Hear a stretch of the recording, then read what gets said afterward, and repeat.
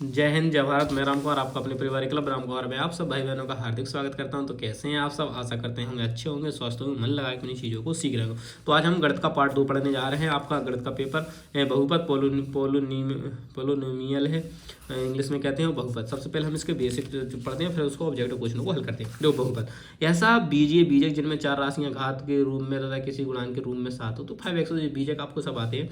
बहुपद का सूत्र क्या होता है ये सब आपको जानने की जरूरत नहीं है।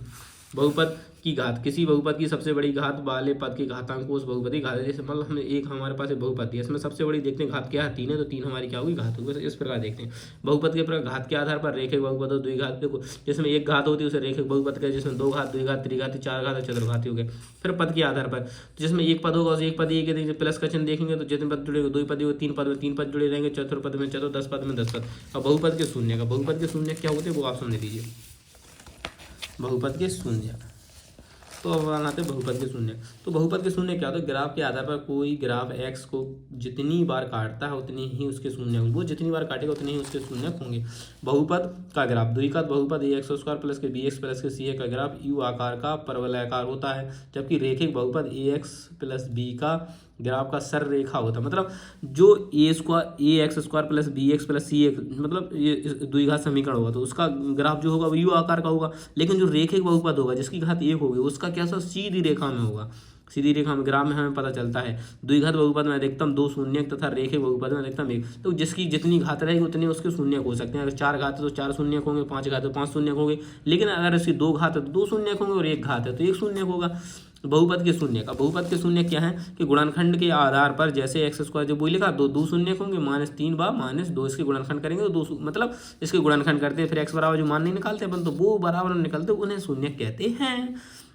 बहुपद के शून्य को और गुणांकों में संबंध, तो द्विघात बहुपद के लिए माना ax² प्लस b जिस चलता है शून्य को अल्फा बीटा चलते हैं, अपने अल्फा बीटा गामा चलते हैं। तो शून्य को का एक फल, शून्य को एक फल मतलब alpha plus beta minus b upon a होते हैं, इसमें x का गुणांक और प्लस बटे x²।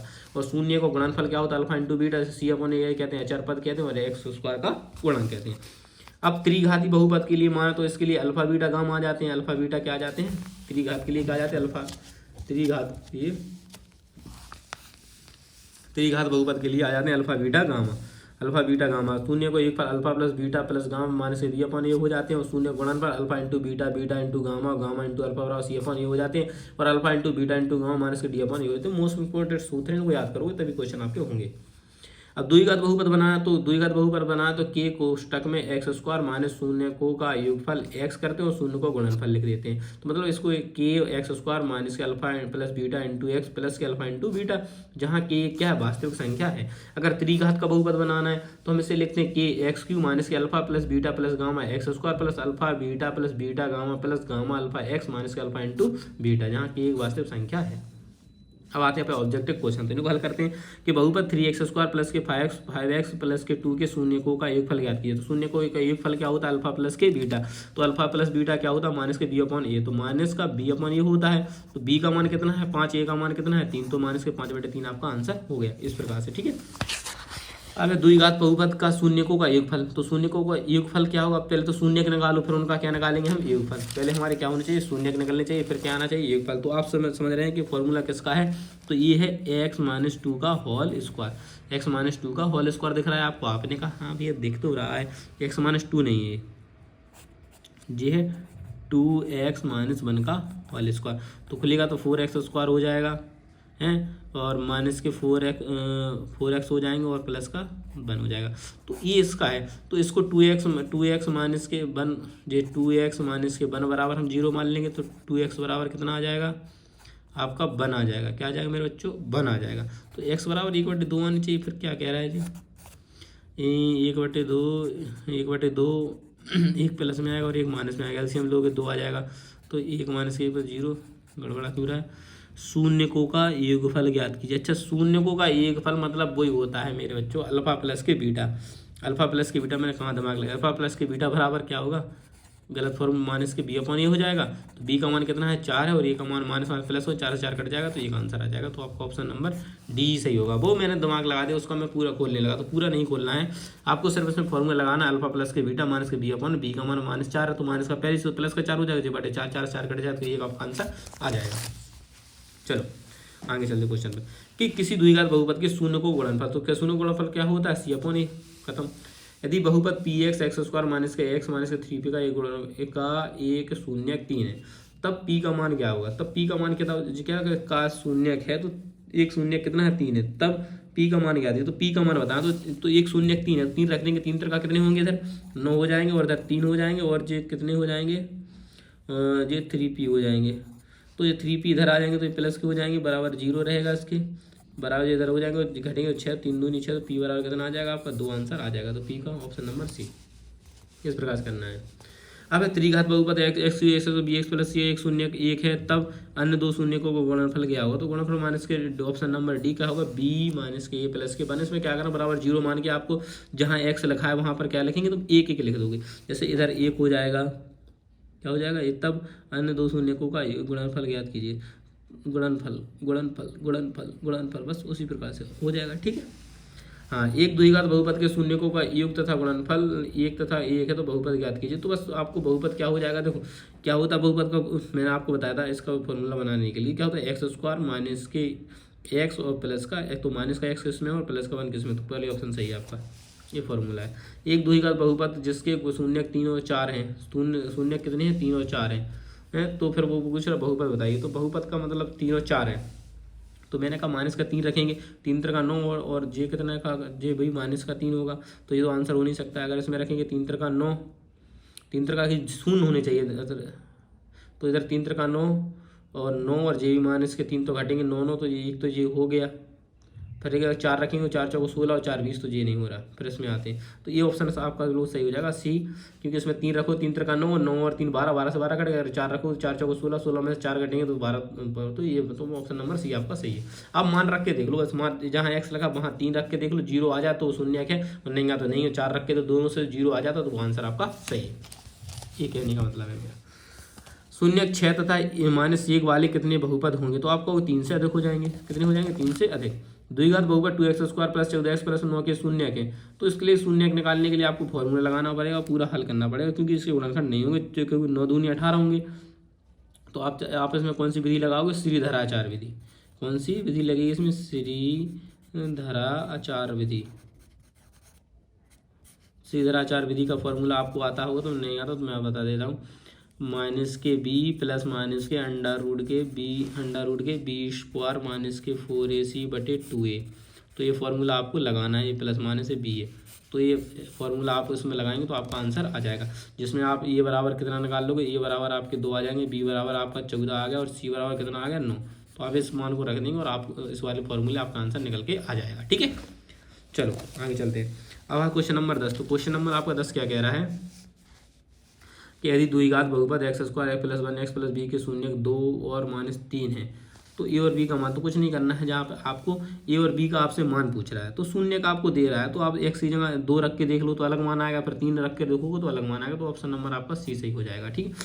आप मान लो x की जगह 2 रखो, तो ये 2 4 हो गए, और 4 हो जाए, फिर 2 दोगे, फिर घटेंगे, तो मतलब अलग अलग मान आ जाएंगे, ठीक है। अब द्विघात बहुपद x² प्लस के 18x प्लस के 81 के दोनों शून्यक होंगे, तो दोनों समान होंगे, कैसे होंगे, दोनों समान होंगे।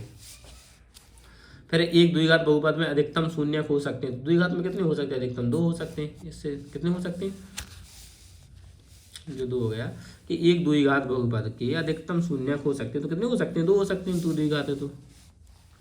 अब किसी द्विघात बहुपद में ऐसा लगा ax² प्लस के bx प्लस के c बराबर 0 है, तो ये जो है नॉट इक्वल टू 0 के लिए बराबर नहीं, संगत समीकरण y बराबर ax² plus bx plus c graph का आकार होगा, तो कैसा होगा, परवलयाकार होगा, कैसा, ऑप्शन नंबर सी परवलयाकार होगा। नीचे ग्राफ में शून्यकों की संख्या होगी, तो आप कहोगे 4 होगी, क्योंकि देखो अब आप कहोगे 4 होगी, कैसे होगी कि 1 2 3 4, तो कितनी होगी इसमें 4 होगी, शून्यकों की संख्या कितनी होगी, 4 होगी, क्योंकि जब u बनता है तो 2 बनते हैं, और सीधी रेखा होती है तो कितने बनते हैं, 1, सीधी रेखा के लिए 1 रहता है, और u बनता है तो उसके लिए कितने रहते हैं, 2 रहते हैं, ठीक। अब है किसी बहुपद f(x) के लिए, किसी बहुपद f(x) के लिए f = x का ग्राफ दिया है, ग्राफ में f(x) के शून्यकों की संख्या होगी, तो शून्यकों की संख्या होगी, तो शून्यकों की संख्या कितनी होगी, 1, कितनी होगी, 1। फिर क्या, निम्न ग्राफ चित्र में f(x) के शून्यकों की संख्या बतानी नेक्स्ट वाले में, सही बता देंगे। चलो, तो इसमें शून्य की संख्या कितनी होगी? 3। इसमें कितनी होगी? 3। कितनी होगी बच्चा? 3 होगी। हाँ, निम्न में से कौन सा ग्राफ द्विघात बहुपद का नहीं है? तो आपको द्विघात बहुपद नहीं है तो जे है, क्योंकि जो ऊपर देखो यू है द्विघात बहुपद, यू है द्विघात बहुपद, यू बढ़ रहा है द्विघात बहुपद, लेकिन इसमें ऊपर जा नीचे जा तो वो द्विघात बहुपद नहीं है। द्विघात बहुपद में यू बनता है। यदि द्विघात बहुपद, तो जैसे कि ये वाला है तो ये भी द्विघात बहुपद है, पर ये मतलब इधर आ गया तो इसीलिए क्या होगा? 3 पहले। ठीक है। हाँ देखो, फिर देखो, यदि द्विघात बहुपद कहाँ चल आओ, यदि द्विघात बहुपद m-1 प्लस mx प्लस 1 के शून्यकों में से एक शून्य -3 है तो m का मान ज्ञात कीजिए। तो m का मान ज्ञात करने के लिए आपको b² माइनस के 4ac बराबर फॉर्मूला लगाना पड़ेगा। कौन सा? b² माइनस के 4ac बराबर 0। आप इसमें मान रख देना, आपका आंसर आ जाएगा। अब b का मान कितना है? आपको b का मान कितना है? m है, तो m लिख दोगे तो ये m² हो जाएगा। ठीक है। -4 a का मान कितना है? तो आपको m-1 है, और c का मान कितना है? तो आप कहोगे 1 है बराबर 0 है, तो ये कितना हो जाएगा? m² हो जाएगा। ये कितने हो जाएंगे? 4m हो जाएंगे, और प्लस के 4 हो जाएंगे, और प्लस के 1 हो जाएंगे, तो कितने हो जाएंगे जी?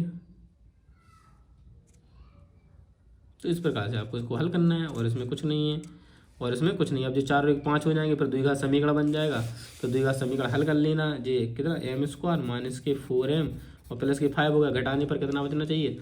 जोड़ने पर 5 आने चाहिए, तो फिर तो गुणनखंड वही कहा रहा है। गलत कहाँ कर दिया हमने? 4 a का मान a है, a कितना? m-1 है, और c का मान कितना? 1 ही है, तो b² तो m² हो गया, माइनस के 4ac तो 4m-1 सही है। तो फिर ये 4m और -1 प्लस के 4 होगा, बिल्कुल सही है। और प्लस के 1 तो 5 बन रहा है। गड़बड़ कहाँ हो रहा है? कहीं ना कहीं तो गलती हो रही है। यदि द्विघात बहुपद m-1 mx के शून्यकों में से एक शून्यक 3 है। अब देखो, गलती तो अपन कर ही रहे हैं, गलती तो अपन कर रहे हैं। गलती कहाँ करना भैया? कि देखो, जे कह रहे एक द्विघात बहुपद m-1 x² mx प्लस 1 के शून्यकों में से एक शून्यक तो उसने दे दिया कि -3 है, तो m का मान ज्ञात करो। तो बस अब तुम्हें कितने इधर -3 रखना है, इधर ही -3 रखना, बस आपका आंसर आ जाएगा। दिमाग कहाँ चला जाता है? दिमाग बहुत गलत जगह लगा देते हैं सोचने पर, इसीलिए आपका 4/3 आंसर आ जाएगा। ये वाला आपको फॉर्मूला नहीं लगाना है इसमें, ये वाला फॉर्मूला आपको नहीं लगाना है। आपको डायरेक्ट ही आपको बता रहा है कि ये वाला फॉर्मूला आपको लगाना नहीं है, क्योंकि आपको जो पहले ही शून्य दे रहा तो x की जगह 3 रख दो और बराबर 0 मान लो, m का मान आपका निकल आएगा। बहुपद x² माइनस के 2x और माइनस के 3 के शून्यक है, तो इसके शून्य कितने होंगे? 3, -3 प्लस के 1, तो ऑप्शन नंबर बॉम्बे 3 और माइनस के 1 आ जाएगा। क्योंकि 3 एकम 3, 3 में से एक घटाएंगे तो एक तो एक आ जाएगा प्लस में और दूसरा आ जाएगा माइनस में। बहुपद 2 की पावर 4 घात कितनी हो? तो मैंने कहा सब में जाना घात कितनी दिख रही है? आपने कहा 5, तो 5 आपकी सबसे ज़्यादा घात हो जाएगी बस। बहुपद x प्लस 1 x² की घात क्या होगी? तो आप देखो, इसका इसमें गुणा होगा तो x³ इसमें गुणा होगा तो x की पावर 4 ये और x तो 5 हो जाएगा, तो x की पावर 5 आपका आंसर आ जाएगा। अरे बहुपद 5 की पावर 3 7 की पावर 2 है, तो ये कौन सा घात है? तो आप कहोगे भैया इसमें 3 घात त्रिघातीपादी है और द्विपद त्रिघात द्विपदीय बहुपद है। कौन सा है? त्रिघात भी है और इसमें द्विपदीय भी है, तो द्विपदीय होगा। अब द्विघाती बहुपद इतने के शून्यकों का योगफल तथा गुणनफल का अनुपात क्या है? तो पहले एक फल निकालने के क्या अलावा अल्फा प्लस की बीटा निकालना है, फिर आपको अल्फा इंटू बीटा निकालना है, 2 से निकालो फिर उनका अनुपात निकाल दो, आपका आंसर आ जाएगा। एक द्विघात बहुपद जिसके शून्यक 5 और 3 है, तो 5 और 3 है तो मतलब शून्यक हमें पता करना, तो मान रखो, तो मान रखेंगे, इसमें रखेंगे 5 25 हो 5 10 तो कभी कटेगा नहीं, इधर रखेंगे 5 25 5 10 10 घटाए 15 कट जाएगा, इधर रखेंगे 3 3 का 9 और 3 3 का 9 और 3 2 6 माइनस प्लस 9 6 15, तो ऑप्शन नंबर बी आपका सही है। अब कैसे? क्योंकि आप इनका मान रखो, जो दोनों का मान रखने पर, दोनों में मान रखने पर शून्य आ जाए तो वही आपका शून्य बहुपद होगा। बहुपद 3 घात 5 है, तो उसमें कुछ नहीं पूछ रहा, घात पूछ रहा, तो समझ आना घात कितनी दिख रही? 5, तो आंसर हो गया भैया 5। निम्न में से कौन सा एक बहुपद है? तो बहुपद क्या होता है? ये बहुपद नहीं होता, ये बहुपद नहीं होता, ये बहुपद ओनली ऑप्शन नंबर 1। अभी आपसे कह रहा है कि शून्यक -2 और 5 वाले बहुपदों की संख्या कितनी होगी? जब 3 से अधिक शून्यक 2 और 5 वाले अच्छा, शून्यक 1 का 2 है और 1 के क्या 5 है शून्यक, तो 3 से अधिक होंगे। कितने होंगे? 3 से अधिक। निम्न में त्रिघात बहुपद कौन सा? त्रिघात मतलब जिसकी घात 3 होगी वो त्रिघात होगा, तो ऑप्शन नंबर सी।